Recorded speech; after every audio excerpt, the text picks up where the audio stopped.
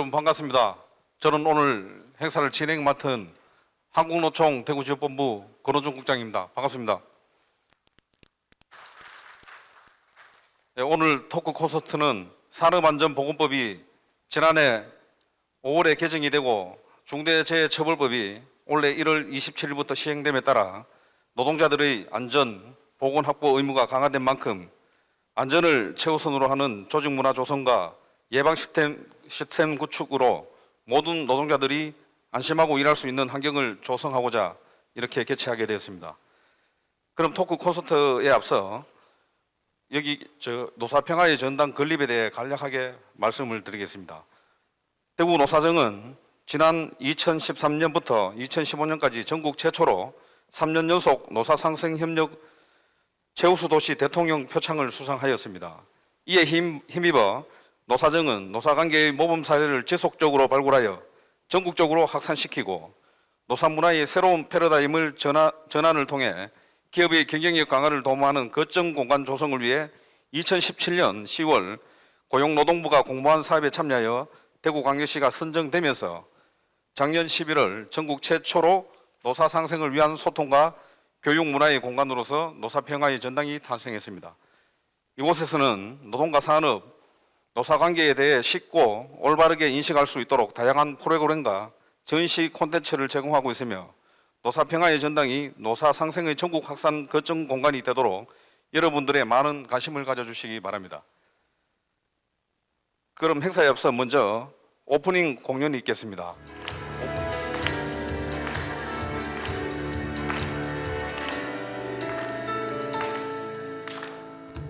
하늘에 조각구름 떠있고 강물에 뚜랑선이 떠있고 저만 안 울려야 행복이 언제나 자유롭고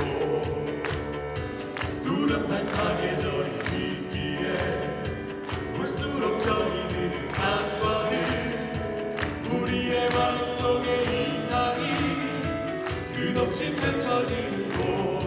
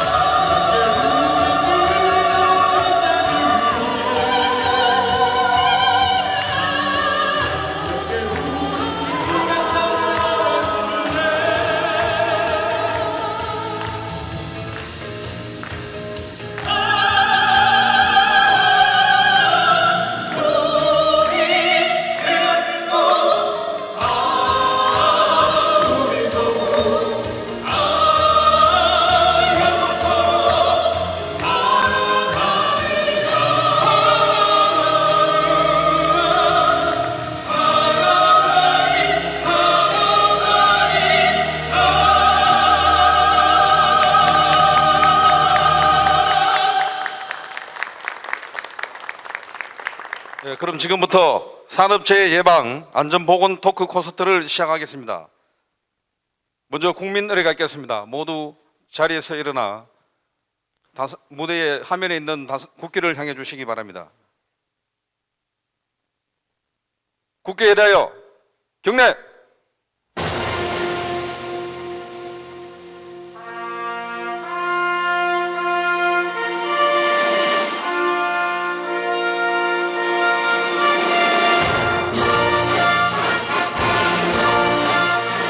나는 자랑스러운 태극기 앞에 자유롭고 정의로운 대한민국의 무궁한 영광을 위하여 충성을 다할 것을 굳게 다짐합니다.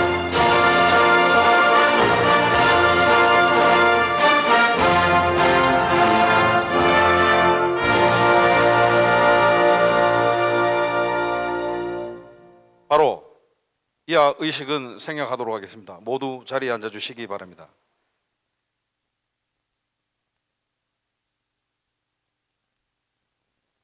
다음은 오늘 콘서트를 위해 참석하신 내빈과 대표자분들을 소개해 드리겠습니다. 먼저 한국노총 대구지역본부 김희상 의장님을 소개해 드립니다.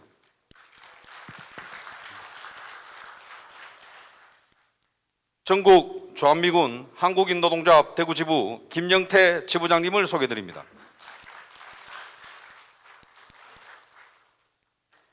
전국 광역시도 공무원노동조합연맹 대구 공무원노동조합 김영진 위원장님을 소개드립니다.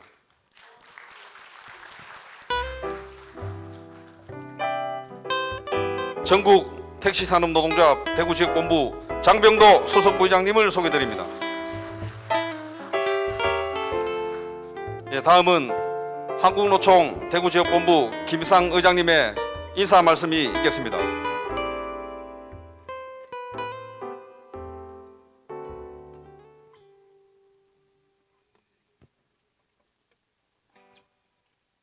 반갑습니다. 예, 날씨는 굉장히 좀 무덥고 아직 장마가 끝났다고는 가지 않는데 이 영남 지역에 특히 대구 경북 지역에는 이게 마른 장마인 것 같습니다. 오늘 이 산업 재예방 안전보건 토크 콘서트 원체 이 산업 현장에서 산업재해가 굉장히 많이 또 일어나고 있기 때문에 이러한 부분들을 조금 우리 모두가 좀 관심을 갖고 대처하자는 그런 부분에서 이런 토크 콘서트를 이제 개최한 것 같습니다. 오늘 이 패널로 우리 이 안산에서도 이제 내려오시고 또 경주에서도 올라오시고 우리 과장 대구지방 고용노동청의 과장님 그리고 임재범 우리 영화 배우 노래 가수가 아니고요 우리 노총의 실장님 정덕하 우리 경총의 이제 그 상무 이사지요 상무 이사님 되니까 조금 늦습니다. 저는 국장님으로 계실 때는 굉장히 이제 빨리 오시고 막 그랬는데 여러 패널들 정말 감사합니다. 이런 멀리까지 이렇게 오셔가지고 이런 또 이 행사에 좋은 어떤 또 토론을 위해서 이렇게 오셨는데 여러분들 박수 한번 보내주시기 바랍니다. 원래 오늘 좀 이 강당을 확 메워가지고 여러분들하고 이 산재 예방에 대해서 경각심을 좀 일으키고 또 패널들의 좋은 어떤 말씀을 좀 듣고 우리 동지들한테 또 전달도 하고 뭐 이렇게 해야 됩니다만 아직까지 현장에 일이 끝나지 않았습니다. 일이 작업 중이고 현장 근무 중이기 때문에 이렇게 인원이 이렇게 많이 참여하지를 못했다 하는 말씀을 이제 드리겠습니다. 이 노사 평화의 전당에서 이런 산업재해 예방 토크 콘서트 이래 하는 것이 좀 의미가 더 깊은 것 같습니다. 이 산업 재해를 예방하기 위해서는 이 재정 지원도 이 투입이 돼야 되고 또 교육도 돼야 되고 홍보도 돼야 되고 산업 재해가 일어나는 원인 규명도 철저히 해야 되고 또 예방을 할 수 있는 이런 부분들도 또 만들어져야 됩니다. 우리가 중대재해처벌법이 만들어졌습니다만 이거는 처벌을 목적으로 하는 것이 아니고 사업자와 우리 근로자 모두 안전에 대해서 더 조심하자 하는 뜻에서 중대재해처벌법도 만들어졌습니다. 사업자들은 이 안전에 대한 어떤 부분들을 조금 더 깊이 있게 생각을 해 주실 때가 되지 않았나. 우리 이 노동자들이 안전에 대해서 이 선택이 아니고 실제로 우리 노동자들이 요구할 수 있는 기본권입니다. 안전하게 일할 수가 있어야죠. 그런데 작업 현장 곳곳에서 일해 본다면 위험이 굉장히 노출되어 있는 그런 현실입니다. 이러한 부분에서 관계관청이나 또는 정부나 그다음에 당내 회사나 신경을 좀 바짝 쓰고 우리가 산업 재해 예방에 더욱 매진을 해야 되지 않겠나. 이 사람이 모든 부분의 원동력이 아니겠습니까? 그리고 이 정치도 사람을 살리는 정치를 해야 되고 우리 노동운동도 실제로 이 사람을 살리는 이런 노동운동이고 또 인권운동이 되어야 된다고 이래 생각을 이래 합니다. 그래서 오늘 이 짧은 시간이지만 이곳에서 이런 토크 콘서트를 하는 데 있어 여러분들이 좋은 생각들을 이곳에서 좀 가져가 주시고 앞으로는 더 규모가 좀 크게 그리고 많은 우리 노동자들 그다음에 많은 사업자들이 좀 참여해서 더 예방에 중점을 둘 수 있는 이런 행사를 좀 만들어 가야 되지 않겠습니까? 시간 관계상 긴 말은 이래 할 수가 없고 오늘 이 자리에 모이신 우리 동지 여러분 그리고 사업자 여러분 정말 무더운 날씨에 이 행사에 이렇게 와주신 데 대해서 다시 한번 감사의 말씀을 드리고 각 회사와 또 각 기관 그리고 이 노동자의 무궁한 발전을 기원드리겠습니다. 감사합니다. 네, 좋은 내용의 인사 말씀을 해주신 김희상 의장님께 다시 한번 힘찬 박수를 부탁드립니다. 네, 오늘 노사 평화의 전당에서 노사 상생 프로그램의 일환으로 안전보건 토크 콘서트 진행하게 된 것을 무척 기쁘게 생각하고요. 함께 좋은 시간 됐으면 좋겠습니다. 오늘은 안전보건 토크 콘서트를 안전을 투자하라라는 주제로 진행을 할 거고 재난 영화와 함께하는 안전 이야기라는 컨셉을 가지고 있어서 먼저 우선 여러분께 재난 영화는 아니지만 이 영화가 액션 어드벤처 영화였는데요. 캐리비안의 해적 OST 음악을 한 곡 먼저 선사하겠습니다. 하우스 밴드가 연주하겠습니다.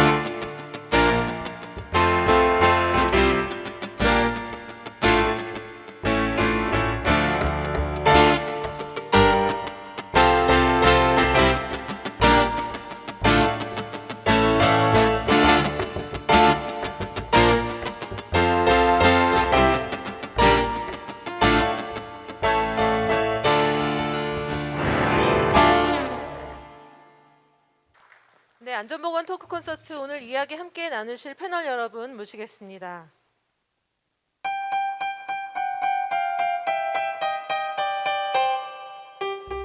네, 안전보건공단 대구광역본부 교육센터장이신 박영식 센터장 모시겠습니다. 네, 나오셔서 자리에 앉으시면 되겠습니다. 대구지방고용노동청 광역중대재해관리과장이신 박태홍 과장 오셨습니다. 동국대 경주병원 환경산업보건 전문의이시고 교수이신 양선희 선생님 오셨습니다. 한국노총 산업안전보건본부 임재범 실장 나오셨습니다. 모시겠습니다. 정덕화 이사님 오셨습니까? 네. 대구경총 상무이사이시고 대구노사민정협의회 사무국장이신 정덕화 이사님 나오셨습니다. 반갑습니다. 네, 안녕하세요. 반갑습니다. 저는 한국산업안전공단 대구광역본부 교육센터장을 맡고 있는 박영식입니다. 반갑습니다.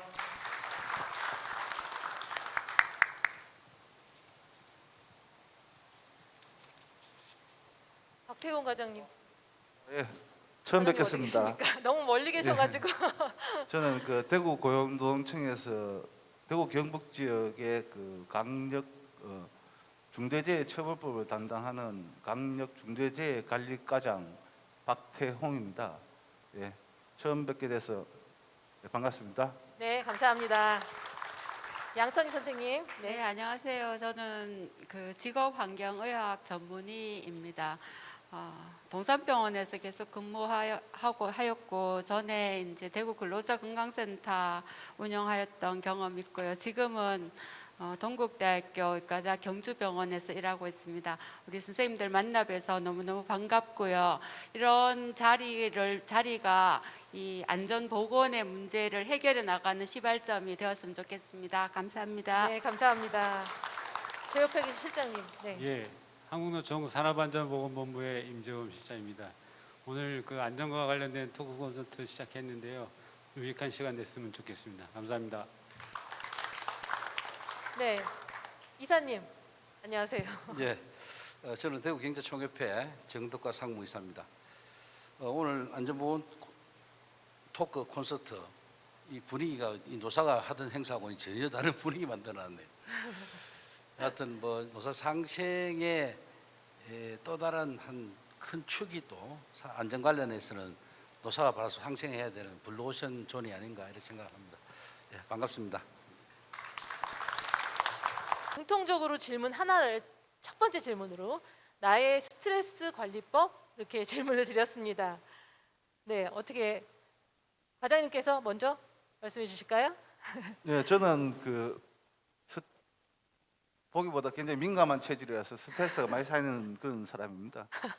최근에 제가 1년 전인가 2년 전에 제가 구하나사가 두 번째로 한번 와서 상당히 한 1년 동안 제 입에만 한 3천만 원 투자했습니다. 그래서 최근에 저는 그 스트레스 해소법으로 강정보에서 자전거를 타고 있습니다. 자전거를 시작한 지는 한 3주 됐는데요.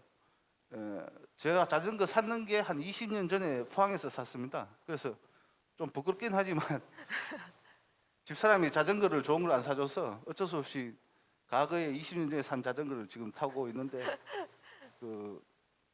앞으로 제가 돈을 좀 더 벌어서 자전거를 꼭 좋은 걸 하나 사고 싶습니다. 자전거 성능 때문에 스트레스 더 받으시는 거 아닙니까?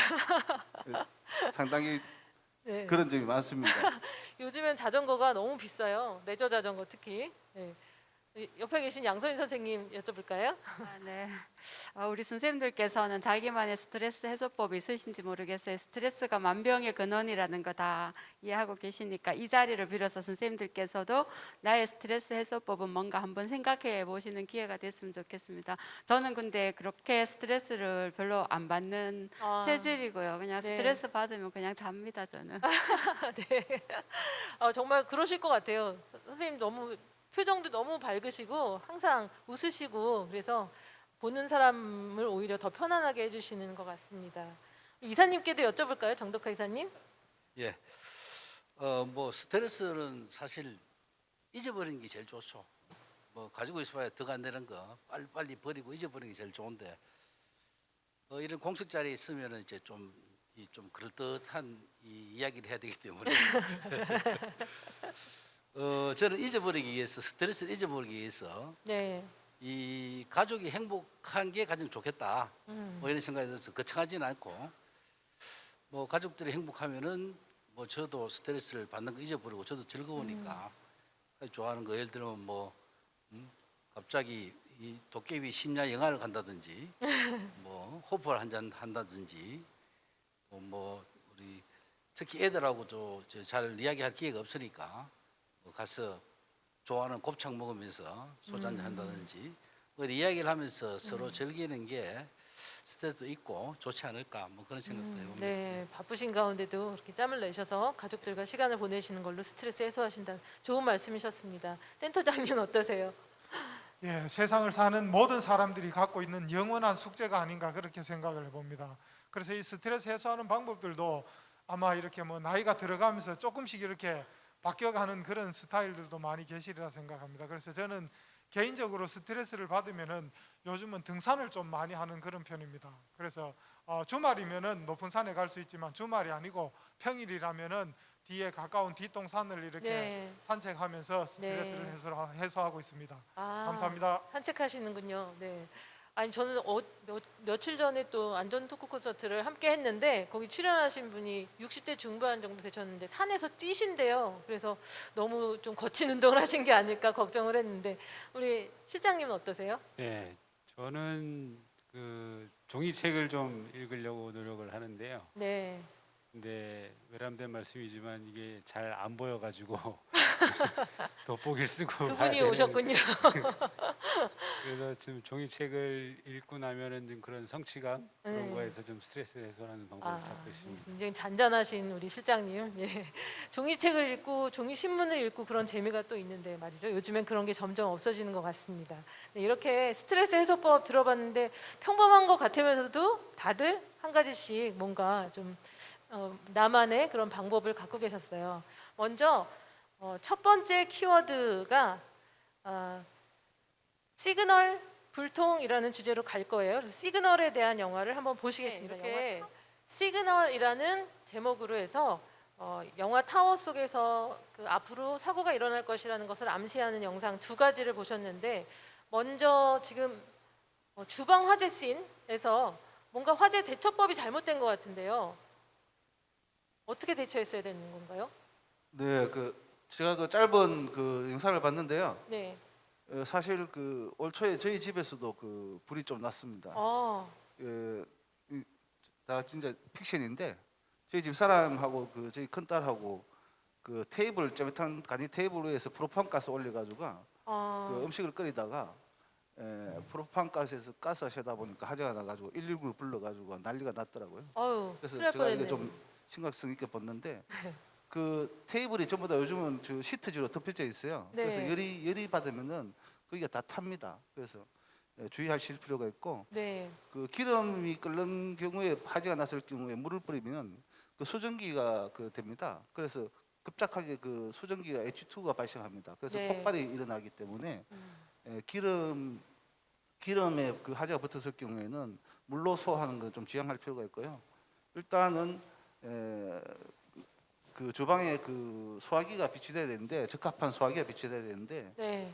소화기가 비치되는 것뿐만 아니고 저희 집 사람도 저희 가정에 소화기가 있습니다. 예비로 신발장이 있는데 그걸 써보질 않았기 때문에 뭐 그 훈련하는 게 더 중요하지 않나 이렇게 생각을 하고 있습니다. 네, 네. 소화기가 있어도 어떻게 사용하는지 사용법을 좀 알고 있어야 된다. 그리고 소화기도 이게 사용 연한이 있잖아요. 그래서 그 진짜 작동을 하는지 이거 가끔 한 번씩 좀 알아봐야 될 것 같습니다. 이렇게 이제 작은 조짐들이 있다가 나중에 큰 사고가 날 수 있다는 안전보건 교육을 받을 때 우리가 처음 배우는 이론이 있다고 들었습니다. 어떤 게 있을까요? 예, 우리가 안전보건 교육을 할 때 대부분 한두 번씩은 아마 들어보셨을 겁니다.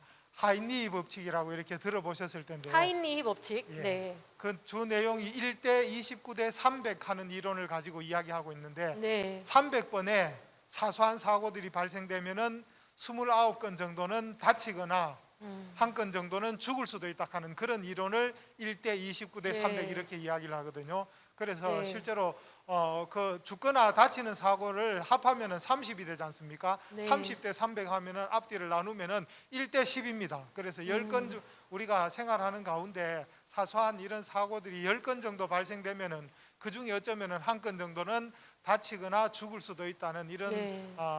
법칙을 이야기를 하고 있습니다. 그래서 사소한 사고들을 우리가 간과해서는 안 되겠다, 이런 교훈을 받을 수가 있을 것 같습니다. 네, 네, 감사합니다. 이런 의미에서 우리가 평소에 늘상 정말 일상처럼 일어나는 사고들의 기록이 있어서 제가 정리를 해봤습니다. 화면 한번 보시죠. 네, 이 지금 화면이 6월 한 달에 일어났던 산재 사망 사고의 기록입니다. 맨 밑에 보시면 떨어짐 15, 그 외에 15 해서 합쳐서 30건인데 정말 거짓말처럼 30건 중에 15건이 절반이 떨어짐 사고였습니다. 네. 이 화면 보시고 어떤 생각이 드십니까, 실장님? 예, 그 똑같은 사고가 계속해서 반복되고 있다는 느낌을 지울 수가 없는데요. 이것은 그만큼 우리가 사고에 대해서 불감하다 이런 거를 의미를 할 수가 있겠습니다. 계속적으로 똑같은 사고가 난다는 건 그거에 대해서 그만큼 그 신경을 쓰지 못했다라는 것을 반증하는 게 아닌가 그렇게 생각합니다. 네, 네, 그렇습니다. 그 과장님, 여기 현장 실습생 사고가 매년까지는 아닌데 하여튼 지난해 한 번 일어나고 올해도 또 일어났는데요. 네네. 현장 실습생 사고가 일어나면은 규제를 강화했다가 또 그러면 또 어떻게 우리 또 일하는 사람들을 구할 수가 없다, 서로 관계가 틀어져서 그 다음에는 다시 완화를 했다가 규제가 강화됐다가 완화됐다가 이게 반복이 되고 있거든요. 이것도 예, 이 문제 어떻게 보세요? 그 제가 현장 실습생 사망 사고 상당히 좀 인연이 있는데, 제가 그 고용노동부 본부 세종에서 2017년도 근무할 때 그 제주도에서 그 음료 공장에서 현장 실습생 한 분이 그 기계에 끼어가 사망한 사고가 발생했습니다.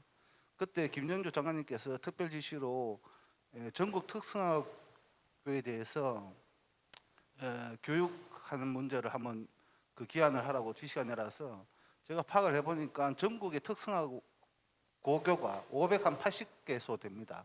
거기에 학생이 한 10만 명 됩니다. 그래서 그때 저희들 교육부하고 협의해가지고 저희 안전공단으로 하여금 찾아가는 안전교육을 일제히 다 실시를 했습니다. 그리고 만화로 보는 안전 이런 것도 보급을 하고 또 여러 가지 홍보 활동을 많이 수행을 해가지고 특성화교의 교육을 많이 했었는데요. 그리고 지금 최근에도 이제 법령이 많이 바뀌면서 과거에는 특성화교의 그 현장 실습이 의무였는데 지금은 좀 임의로 바뀌는 그런 제도도 좀 바뀌었습니다. 제가 보는 입장에서 현장 실습생이 사고가 끊임없이 발생하고 있는 건 사실입니다. 그래서 외국 같은 경우에는 이 도제식 교육이라고 해서 현장 실습생을 사용할 때는 기술을 전수하는 이런 교육인데, 우리나라 같은 경우에는 현장 실습생을 사용하는 이유가 값싼 그 인건비 때문에 네. 그냥 위험한 그 작업에 몰아붙이는 그런 경향이 상당히 많습니다.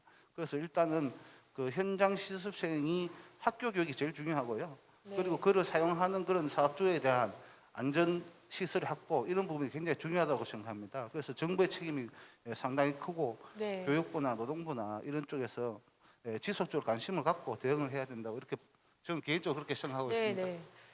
특히 이번에 국립농수산대 같은 경우에 화훼농원에서 사고가 난 그 학생 다니던 학교는 1, 2, 3학년 샌드위치 과정이 있어서 1학년하고 3학년 중간에 2학년은 다 현장 실습으로 10개월을 이렇게 진행을 한다고 해요.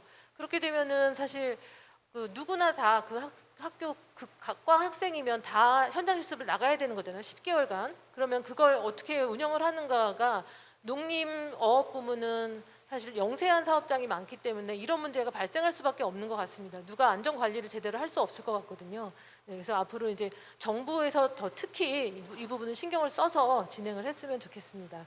네, 그런가 하면 이제 농림어업 부문을 얘기를 하다 보니까 이곳에 또 이주 노동자들이 많이 가 있는데 최근에 또 그 주거 환경이 너무 안 좋아서 동사한 사건도 있었잖아요. 얼마 안 된 사건인데 주거 환경, 작업 환경 다 어려울 것 같은데 어떻습니까?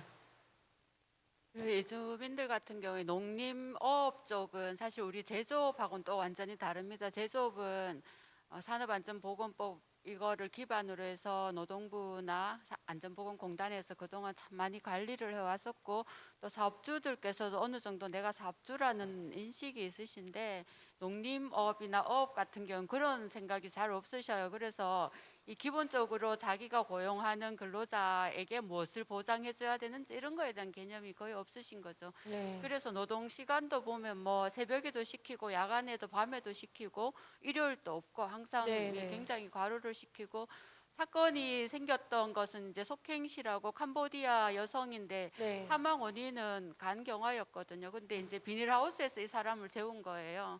근데 농촌이나 이런 데 가면 이주 여성들을 이제 비닐하우스에 재워놓고 또 그 농사 지으신 고용주께서 또 뭐 비닐하우스 안을 자주 왔다 갔다 거리기도 하시고 이런 사례들이 빈번하거든요. 네. 그런 빈번함 때문에 간경화로 돌아가시긴 하셨지만 근로복지공단에서는 이 건을 산재로도 인정을 한 사례가 있죠. 그만큼 이 주민들의 농어촌에서 일하시는 분들은 굉장히 열악합니다. 네, 그래서 특성화고 학생 사망 사고도 가끔씩 일어나고 이렇게 농수산대 대학생 현장 실습 사망 사고도 일어났고 또 농림어업 부문을 얘기를 하다 보니까 이주노동자 얘기까지 이렇게 진행을 하게 됐습니다.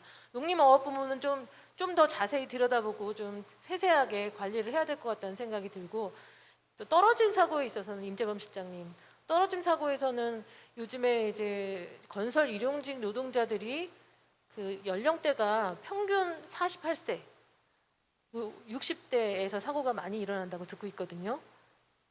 그런 부분에 있어서는 사실 이제 건설 현장 추락 사고가 전체 이제 산재 그 사망 사고의 절반 이상을 차지할 정도로 많이 일어나고 있는데요. 그런 부분에 있어서는 건설 근로자 노동자들한테 그 가장 필요한 게 그 실질적인 교육이라고 생각을 합니다. 네. 2012년도에 그 기초안전보건 교육이 들어온 이후서부터 그 건설 근로자들, 건설 노동자들한테 진짜 실질적이고 그런 알맞는 교육이 제대로 실시가 되어야지만이 추락재해도 좀 예방할 수 있지 않을까 그렇게 생각을 하고 있습니다. 네, 교육이 돼야 된다는 생각은 계속 하는데 이게 현장에 가 닿고 있는지 제대로 그게 항상 걱정이거든요. 그렇죠. 이제 아무래도 건설 현장은 단기간에 공사가 끝나는 경우가 많고 그러다 보니까 이제 일용직 노동자도 많고 하다 보니까 제대로 교육이 이루어지지 않고 있는데요.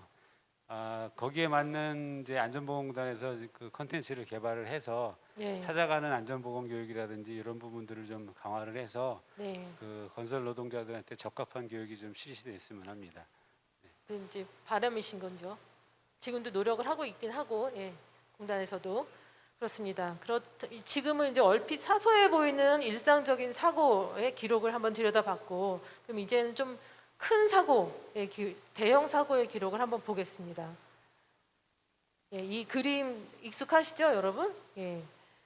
지난해에는 광주 학동 철거 붕괴 참사가 있었고 올 초에 광주 서구 아이파크 신축 공사장 외벽 붕괴 사고가 있었는데 이 두 큰 사건 다 HDC 현대산업개발에서 발주를 했던 공교롭게 그런 사건이었습니다.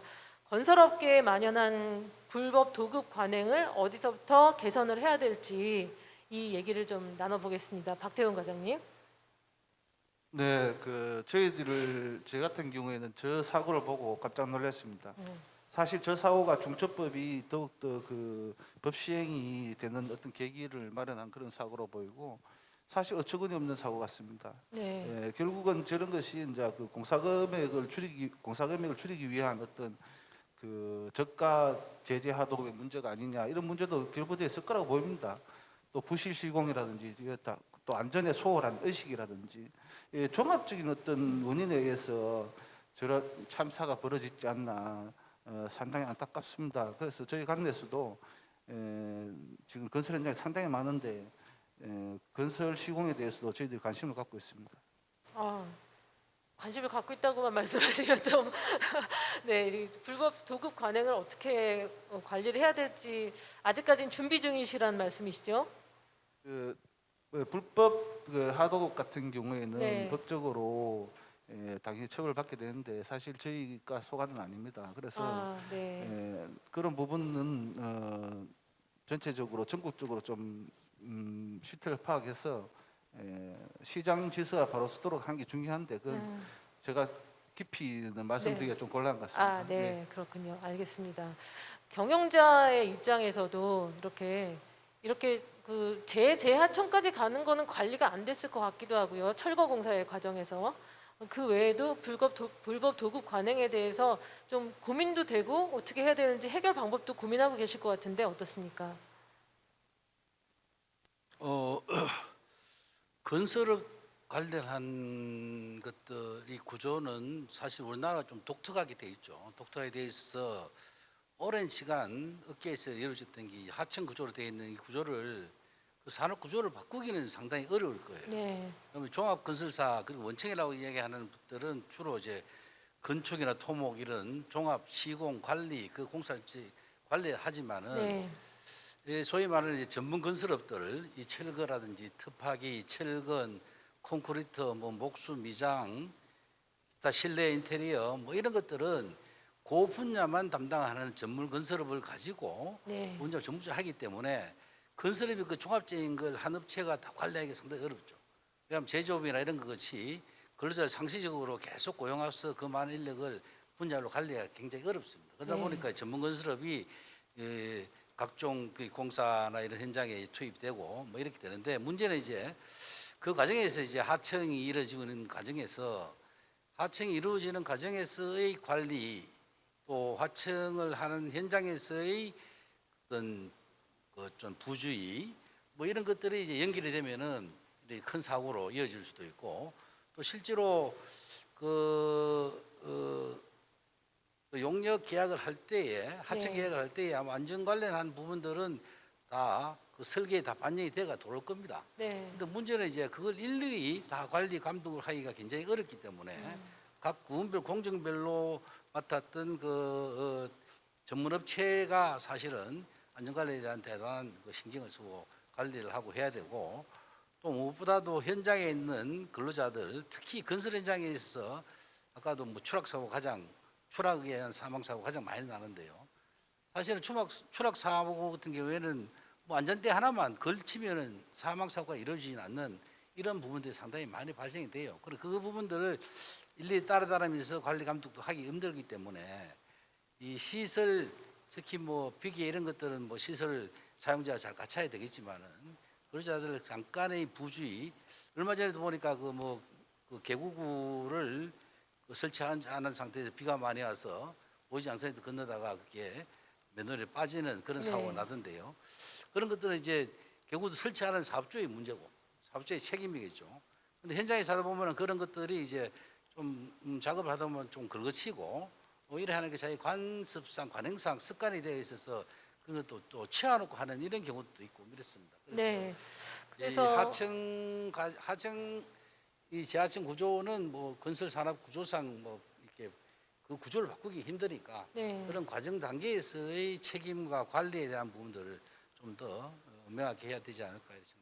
네, 그래서 설계하고 감리도 좀 더 감시를 더 많이 해야 사실 됩니다. 감리가 네. 저도 뭐 자세히는 모르겠는데 네. 이 감리만 이 제도상으로 보면은 감리만 되면 이게 문제될 게 없어요. 네. 감리를 통과 못하면 다음 단계에 넘어가지 못하는데 네. 감리는 뭐 식은 죽 먹듯이 잘 넘어가는데 이 나중에 보면 이 사고가 나고 뭐 이런 문제 네. 생기는 거 보면은 사실은 감리 단계에서 모든 거 갖다가 다 검증을 하도록 넘어가게 돼 있는데 감리 부분도 상당히 좀 문제가 있지 않을까 뭐 이런 생각도 합니다. 네. 감리 부분에서 많은 부정 행위가 이루어진다. 뭐 이런 얘기들이 있습니다. 보다도 감리가 완벽하게 뭐 하기가 좀 어려운 구조가 되어 있겠죠. 물론 뭐 감리를 또 너무 엄격하게 하게 되면은 공사 진행상에 또 문제가 네. 뭐 물론 안전에 대해서 안 하지만은 네. 뭐 그러한 문제들도 좀 있을 수 있기 때문에 아마 우리 현장에서의 오랜 관행적인 게 아닐까. 그런 관행이 벗어나기에는 빨리 시간적으로 안전의식이 전 국민의 안전의식화가 굉장히 중요하다 이런 생각이 들어요. 감리를 좀 강화할 필요가 일단은 있겠습니다. 네. 어쨌든 이렇게 오늘의 그 주제가 안전을 투자하라니까 이렇게 시공을 하다가 이렇게 서버리는 경우에 엄청난 투자를 다시 해야 되는 것도 이제 재정적인 차원에서 문제가 되니까 그리고 이후에 그 브랜드 가치 하락하는 것도 문제가 되죠. 예, 기업의 입장에서는 그래서 이런 걸 생각해서도 기업에서도 다 이 재해는 제가 아까 잠깐 인사할 때 그런 말씀드렸습니다만은 이 재해에 대한 것들은 정말 노사 상생의 블루존이에요.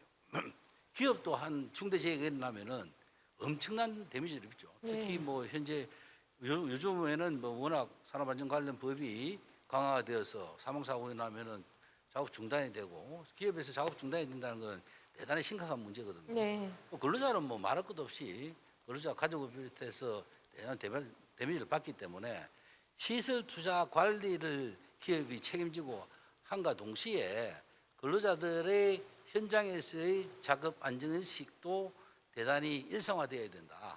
그래서 이 교육이 지금 잘 되지 않고 있어. 이게 성인이 되고 난 다음에 우리가 뭐 그에 해당되는 사람만 교육을 해도 한다고 해도 이게 잘 되질 않습니다. 제 생각엔 솔직히 말씀드리면은 한 2세대 정도는 지나야 된다. 유치원부터 해서 중학교, 고등학교, 대학교까지 안전 관련 이 부분들이 분명히 이 교육이 되어져야 되고 이게 1세대가 지나고 2세대가 되면은 그 받은 1세대가 부모가 되고 그다음에 밑에 자식 세대가 안전 교육을 그러한 교육 시스템을 가져온다면은 상당한 안전 의식은 우리가 선진 서양 외국의 사례와 같이 스스로 지키는 안전 의식들이 뭐 기업이나 근로자 할 것 없이 모든 사람들이 안전화 의식이 되지 않을까. 그렇게 하는 좀 장기적인 투자도 우리가 생각해봐야 되지 않을까 생각합니다. 네. 그런 면에서 투자를 말씀해 주셨고 초등학교 고학년만 돼도 또 교육이 안 된다고 저학년에 다 해야 된다고 유치원부터 해야 그러니까 된다. 그런 집에서는 좀 교육이 안 되잖아요. 그래서 학교에서 학교 교육, 공교육을 통해서 제도적으로 교육을 지속적으로 해야 된다. 이런 얘기. 전학령에서 해야 됩니다. 사실은 좋은 말씀 해주셨고 우리 임재범 실장님 옆에 잠깐 기다리고 계셨는데 퀴즈 내주려고 기다리고 계셨잖아요. 그 앞에 보시면 노란색 봉투 안에 퀴즈가 들어있고 상품은 온누리 상품권인데 오늘은 재난영화에 관련한 퀴즈를 드리겠습니다.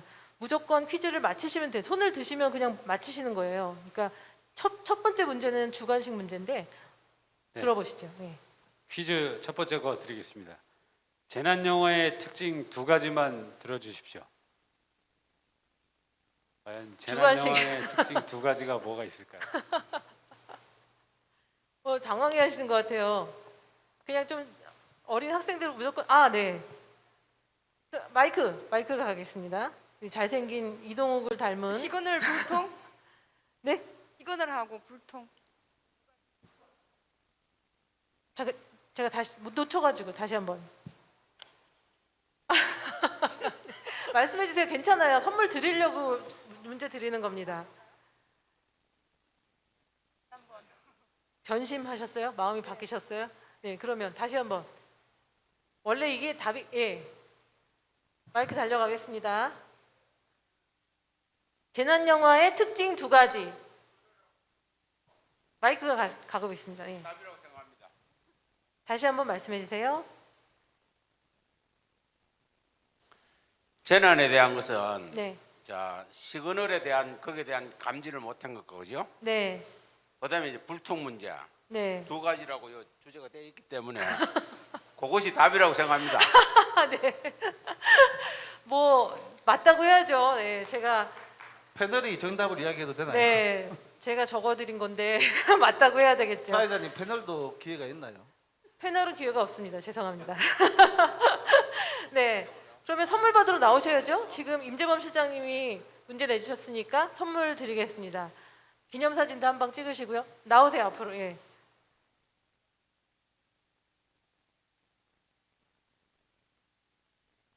네, 감사합니다. 축하드립니다. 네, 잠시 사진 한 장 찍으시고. 네. 왜 이렇게 어색하죠, 두 분이? 네, 축하드립니다. 실장님, 제가 답을 이건 정답은 없어요, 사실. 재난영화에 법칙이라고 적혀져 있는 건 없으니까 답을 제가 한번 예시로 적어봤는데 한번 읽어주세요. 읽어드릴까요? 네. 영웅이 등장한다. 그다음에 남녀의 사랑. 그다음에 강력한 악당이 나오고요. 그다음에 주인공은 장생불사, 절대 안 죽죠. 그다음에 나쁜 놈은 맨 마지막에 죽습니다. 그다음에 조력자의 등장이 있고요. 가족 간의 유대, 또 희생하는 자의 감동, 네. 그다음에 제작비가 많이 들고 대형 스케일이다. 네, 요 정도 제작비가 되겠습니다. 많이 들고 스케일이 크다. 네네. 네, 이런 내용들이고 뭐 헐리우드식 재난 영화에는 항상 등장하는 그런 것들을 배경으로 해가지고 답을 정해봤는데요. 내친 김에 두 번째 퀴즈를 정덕화 이사님께 한번 부탁을 드려볼까요? 노란 봉투 안에 퀴즈가 있습니다. 이 퀴즈 구조를 모르시는 것 같은데 상품이 오늘의 상품은 5만 원입니다. 5만 원. 그러니까 지금 괜찮습니다. 네. 참여의 의지가 없으신데 5만 원 밝혀드리고 이번 누가 손을 퀴즈의 정답은 상당한 민첩성입니다. 빠른 스피드가 요합니다. 다음 중 한국의 재난 영화가 아닌 것은 이 타워링 1974년작입니다. 해운대 2009년작입니다. 판도라 2016년작입니다. 엑시트 2019년작입니다. 이게 손 많이 드셨어요. 제일 먼저 손 드신 분. 네. 4번으로 하겠습니다. 틀리셨습니다. 땡. 네. 몇 번? 네. 말씀하세요. 마이크에다가 1번 타워링. 정답입니다. 왜 그렇게 생각하셨는지 여쭤봐도 될까요? 영화 다 받는 거라서 알고 있었습니다. 네, 이게 문제가 한국의 재난 영화가 아닌 것은이었죠. 다음 중 타워링은 한국의 재난 영화가 아니라 헐리우드 재난 영화였죠. 그래서 뭐 대형각 사건을 소재로 하는 것 같기도 하다. 이건 어떤 의견이 있습니다. 선물을 드리겠습니다. 정덕화 이사님께 선물 받으십시오. 온누리 상품권 온누리에서 사용하시길 바라겠습니다. 네, 축하드립니다. 두 번째 한번 보겠습니다. 두 번째는 불통이라는 키워드인데 여기서는 영화 엑시트를 잠깐 빌어왔습니다. 불통으로 인한 나중에 큰 사고가 일어날 것이라는 것을 암시하는 불안한 그 표시로 영상을 마치게 되는데 이 타워에서는 초인류에 대한 과시욕 그리고 엑시트에서는 분배에 대한 갈등 이런 것이 사고의 원인이 되었다는 것이 나옵니다. 지금 현실의 우리 상황도 어떤 면은 계속 불통 상황인 것이 있습니다. 그래서 이런 것들을 한번 짚어보려고 하는데요. 우선 지난해부터 계속해서 얘기하고 있는 불통 상황이 있는데 우리 급식실 노동자들의 작업 환경 문제입니다. 올해도 지난해부터 어떤 노동자들의 집회나 투쟁의 그 중심에 급식실 조리 노동자들이 서고 있는데 이 과정에서 좀 작업 환경이 지금 개선이 어떻게 되고 있는지 궁금하거든요, 선생님. 오늘 이 자리에 오신 선생님들께서 다 관리자시죠, 그죠? 맞아요? 관리자 아니셔요? 이제 이 영화에서 불통의 문제를 보는데 저는 이 안전보건의 문제가 이게 불통의 문제다, 소통 부재의 문제다 이런 생각들 많이 하거든요. 근데 선생님들께서 우리 밑에 직원들이 요구하는 바를 들어주시는지 이런 거를 좀 생각을 해보시면 좋겠는데 추락 사고라든지 이런 게 정말로 일하는 사람들이 내가 떨어질 걸 모를까? 근데 떨어지고 위험하다고 얘기하는데 말을 안 들어준 게 아닐까? 지금 여기 영화에서도 높은 분은 항상 그러죠. 문제를 제기하면 성부터 내잖아요. 그렇지 않은지 그런 문제를 다시 한번 돌이켜 봐야 된다고 생각하는데요. 학교 급식실 조리 휴무 문제는 상당히 오래전부터 제기되어 왔었고요. 또 급식실에 일하시는 분들이 워낙 빨리 일을 해야 됩니다. 이게 점심을 준비하기 위해서 수백 명의 학생들의 점심을 준비하기 위해서 빨리 일을 해야 돼서 많은 양을 빨리 일해야 돼서 급식실에 이제 그 기름의 퓨움이 뿌옇게 될 정도로 많이 난다는 문제들이 제기됐고 또 이 노동 강도가 심하다 보니까 사람들이 팔꿈치 변형도 오고 그러거든요. 그런 문제가 계속 제기돼서 환기라든지 이런 걸 했지만 안 들어주신 거예요. 결국은 이제 와서 최근에 이제 조리실 급식 조리사들께서 몇 분이 그 폐암을 직업성 암으로 인정을 받았지 않습니까? 그러고 나서 이제서야 교육청에서 그 저설량 흉부 CT를 찍어서 폐암 검진을 한다 지금 그러고 있는 상황이거든요. 네. 이렇게 되기 전에 환경을 개선해야 되는데 그 환경의 개선이라는 것은 당연하지 않습니까? 그 환기 시설이 잘 돌아가는지 시설을 설치하고 잘 돌아가는지 확인하고 이게 네. 당연한 거거든요. 그런데 지금도 저설량 CT는 물론 찍고 있지만 1인당 조리사 1인당 식수 인원이 너무 많다는 문제 제기도 계속되고 있는데도 불구하고 1인당 100명이라고 듣고 있어요. 지금 지역에마다 조금 다르긴 네, 한데 네. 100명에서 150명 정도까지 아, 되거든요. 너무 근데 많네요. 예. 이게 또 초등학생이 다르고 중고등학생이 또 다릅니다. 네. 그러면 그 학생 중고등학생들은 또 많이 먹기도 하고 또 중고등학생들은 이제 야간 자습도 하고 이러니까 또 2번 해야 되고 그런 또 아침도 하는 데도 있습니다. 기숙사가 있으면 그런 이제 노동의 양도 다르고 이렇기 때문에 그런 거를 고려해서 이제 인원 배치도 해야 되고 이러는데 지금 그런 거가 이제 문제가 터지지 않으면 안 들어주는 네. 이런 불통 상황이 문제가 아닌가 네, 저는 네. 그렇게 생각합니다. 네. 그 좀 약간 비슷하게 연관이 되기도 하는데 근골격계 질환 골병 든다고 소위 얘기하는 근골격계 질환하고 또 유해 화학 물질을 그 취급 사업소에서 일하는 분들은 특수건강 진단을 받으시잖아요. 자주 받으시는 걸로 알고 있는데 근데 그 검사의 내용이 좀 괜찮은 건지 모르겠습니다. 제가 잘 제대로 진단이 이루어지고 있는지. 예, 먼저 두 가지를 말씀을 하셨는데요. 네. 근골격계 질환이라는 것은 주로 이제 단순 반복 작업 방법이라든지 작업 시간이라든지 네. 작업 형태라든지 이런 것들 때문에 발생이 되는 그런 경우가 많습니다. 그래서 이런 부분에 있어서는 기본적으로 사업주나 사용자께서는 작업 환경 개선 그런 일이 벌어지지 않도록 이렇게 기본적으로 작업 환경 개선을 지금 실시를 하고 있는 가운데 있습니다. 실시를 네. 하지만 또 개선을 한다 하는 것도 아까 앞에서 급식실 이야기하셨지만 주방일이라든지 이런 것들은 또 자동화하는데 또 시설을 투자하는데 한계가 되는 그런 부분들도 많이 있습니다. 그 외의 부분들을 이제 근로자들이 담당을 하고 있는데 그런 부분에 있어서 이제 작업 방법이라든지 작업 자세라든지 이런 것들이 문제가 되기 때문에 저희 산업안전보건법에서는 네. 3년에 한 번씩 유해 위험 작업에 대해서 근골격계 유해 요인 조사라는 것을 하도록 돼 있고요. 네. 그 조사 결과에 따라서 개선해야 될 사항들이 있으면은 개선을 하도록 돼 있고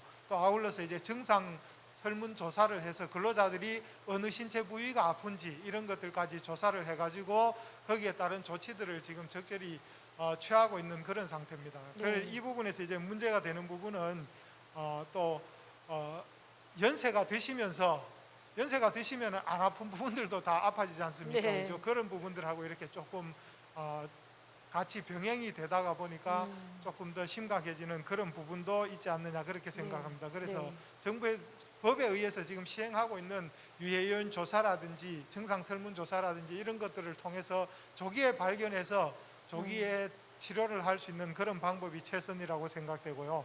그다음에 사업장에서 주로 우리 건강진단 하시면은 불신들을 많이 갖고 계시죠. 네. 여러분들도 특수건강진단 안 하시더라도 1년에 한 번, 2년에 한 번 이렇게 일반 건강진단 또는 특수건강진단을 하실 텐데 그 항목들 그냥 아까운 피만 그냥 버린다 이런 말씀들도 많이 하시는데 실제로 여러분들 건강진단 하신 그 결과가 보시면은 여러분들 건강보험공단에 들어가서 여러분들 개인 아이디로 들어가시면은 네. 여러분들 지금까지 건강진단 5년, 6년 하신 그런 자료들이 다 있거든요. 네. 그래서 이 부분은 의사 선생님들이 기본적으로 건강관리하는 부분에 꼭 필요한 부분이다 이렇게 결정을 해가지고 선정을 한 그런 항목들이기 때문에 그런 항목들을 내가 당뇨 수치가 작년에는 어땠는지 5년 전에는 어땠는지 이런 것들 혈압 수치는 과거에는 어땠고 지금은 어땠고 그걸 여러분들 지금 어플에 들어가시면 다 볼 수 있거든요. 그런 자료들을 가지고 이렇게 추적 관리하면서 건강관리를 하셔야 되지 그냥 어느 날 아프면 그날 가서 잘못된 것이다 이렇게 생각하시는데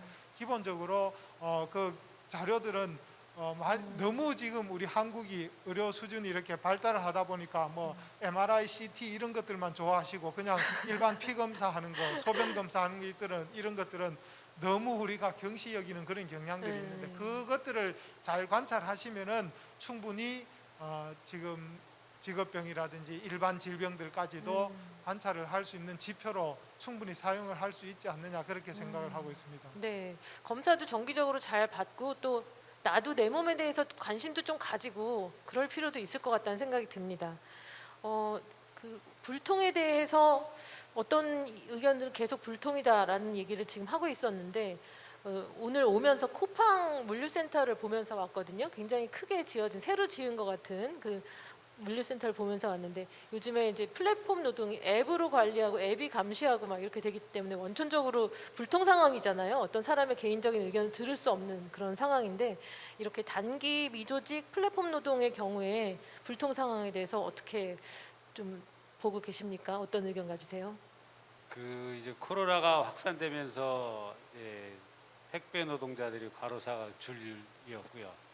그다음에 플랫폼 노동자들 또 필수 노동자들하고 해서 그 인력을 갖다 희생당하고 강요당하는 그런 불통 상황이 계속 이어졌는데 이게 사실은 단기적으로 끝난다라고 했을 때는 어느 정도 그 인력이 감당해낼 수 있는 그런 캐파가 되지만 그렇지 않고 지금 2년 이상 이렇게 코로나가 계속되고 이렇게 된다고 한다면 그 지금 소위 말하는 택배 노동자나 플랫폼 노동자, 필수 노동자들은 도저히 감당할 수 없는 상황에밖에 이를 수 없지 않느냐.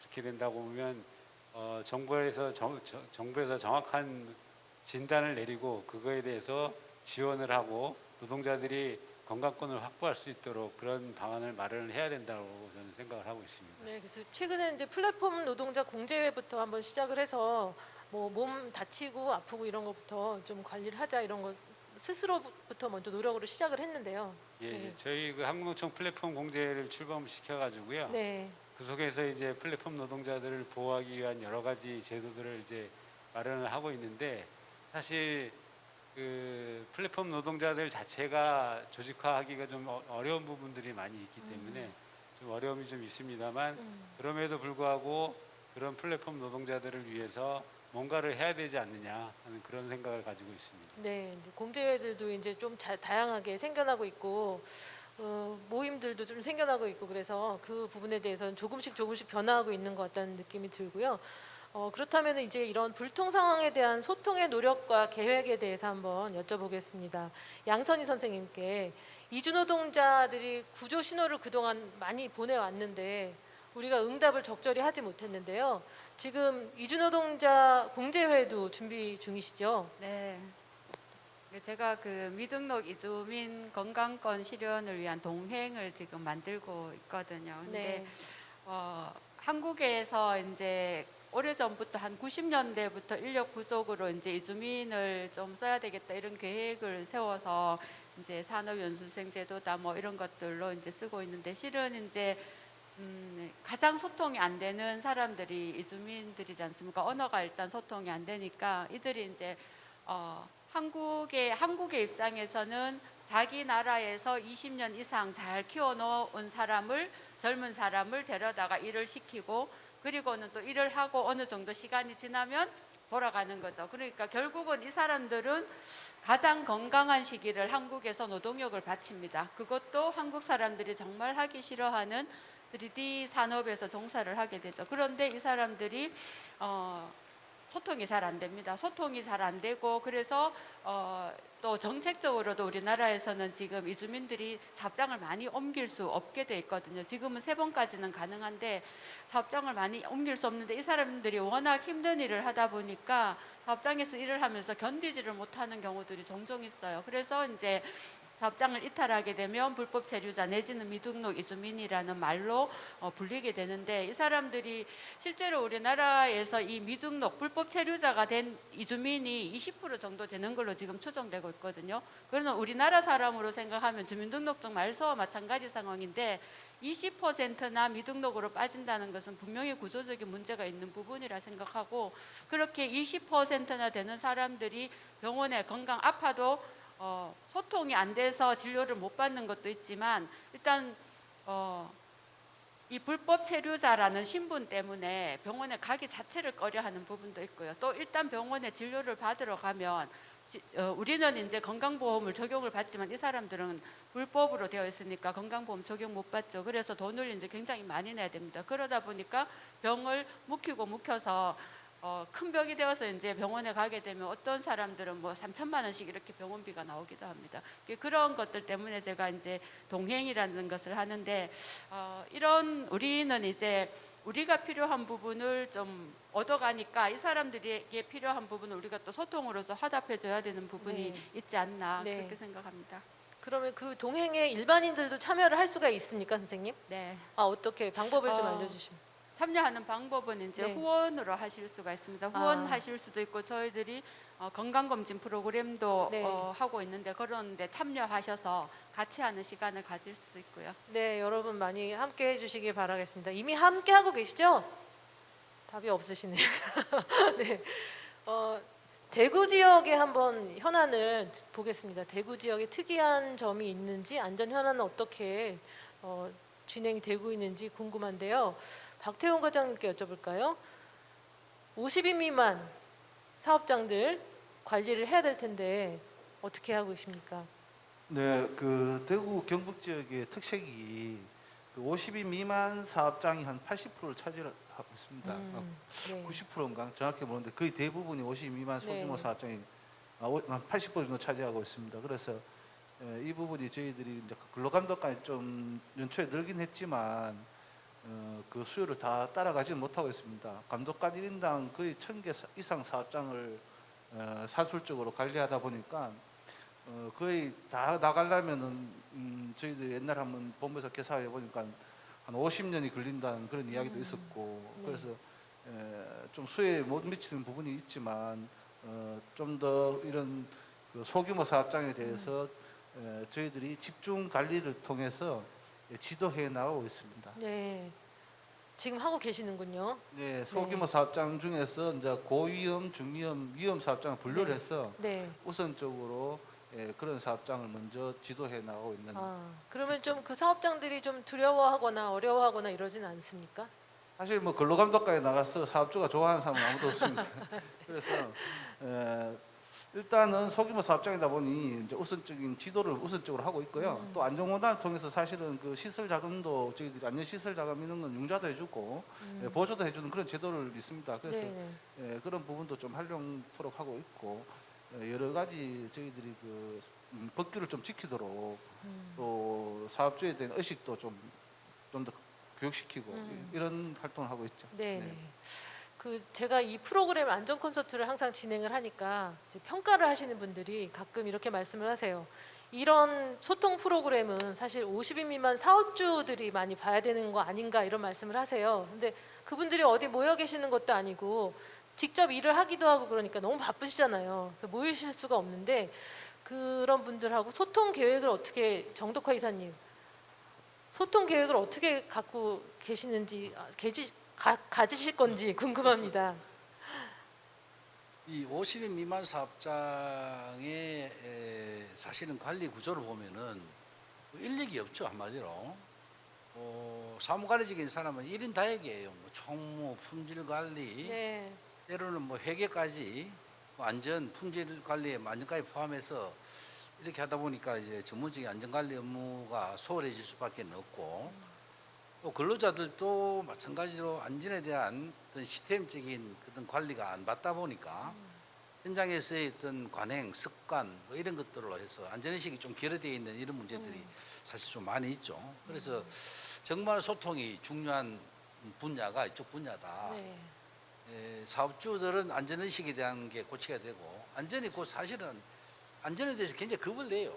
사실은 중대재해가 나면은 50인 미만 사업장 같은 경우에 영세 사업장 사실은 뭐 도산에 이를 지경까지 네. 경제 사업의 타격을 받아요. 그래서 겁은 굉장히 많이 내는데 사전적 예방적 관리 시스템에 대한 인식 또는 그게 투자되는 것에 대한 것들은 또 겁을 내고 데미지 입는 거에 비해 보면은 사실 못 따라가거든요.